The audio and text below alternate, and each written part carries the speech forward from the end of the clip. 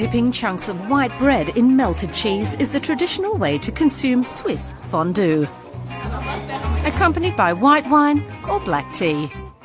This is Au Croix de Foy in the western Swiss canton of Fribourg. The restaurant, whose name means by the hearth, is only open in the winter, peak season for cheese fondue.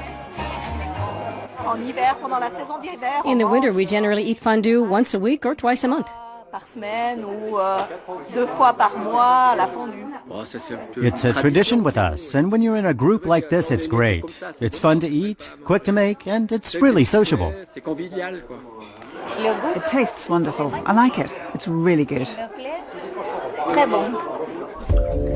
To make the fondue, Chef Isabelle Joumi-Brodard heats up dry white wine and pressed garlic in a fondue pot. After a few minutes, she adds the cheese and stirs the mixture until it's creamy. In Switzerland, there are countless regional variations of fondue. In the canton of Fribourg, they eat what's called half and half, a mixture of Gruyère and Vacherin, both local cheeses. It's quite a simple dish. It's the unique taste of the cheese that people like, that mixture of bread and cheese. They can discover an entire region through these cheeses and moitié-moitié fondue. The canton of Fribourg is world famous for its cheeses and fondues. They've been making Gruyère for centuries in the town and district of the same name.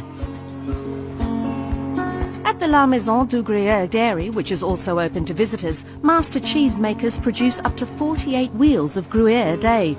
Copper vats like this hold almost 5,000 litres of milk. After the curdling process and the separation of the liquid whey, the curd mass is cut into granules by large knives called cheese harps. Jacques Ecoffe decides when the cheese has the right consistency, something that requires knowledge and experience.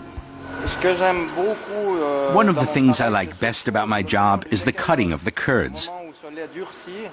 At the moment, the milk becomes a solid mass and you cut it. There's a reaction.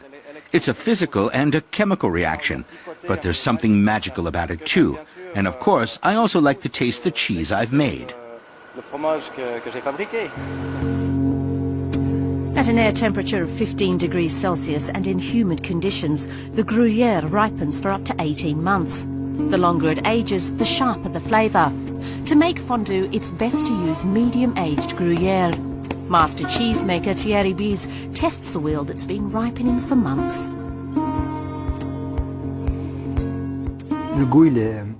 The taste is fruity, very floral, with just a dash of the acidity that's typical for Gruyère.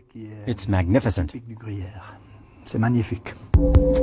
The oldest known fondue recipe was found in a cookbook from Zurich dating back to 1699. So, in spite of all the legends, fondue's origins are likely in the city, not in the mountains. In the 19th century, fondue was a staple dish in every middle-class home and was even considered elitist. The Gruyère Regional History Museum in the city of Bulle has devoted an exhibition to the success story of its famous cheese, which forms the basis for fondue. The Swiss Cheese Union began a promotional campaign in the 1920s, suggesting fondue as nice. Fondue puts you in a good mood. Fondue belongs in every family. And after World War II, fondue was served to soldiers during their military service. So all the young men in Switzerland learned how you eat fondue and brought this with them when they returned to their families.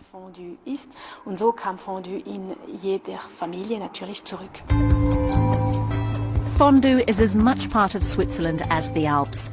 The Swiss eat this national dish anywhere and everywhere.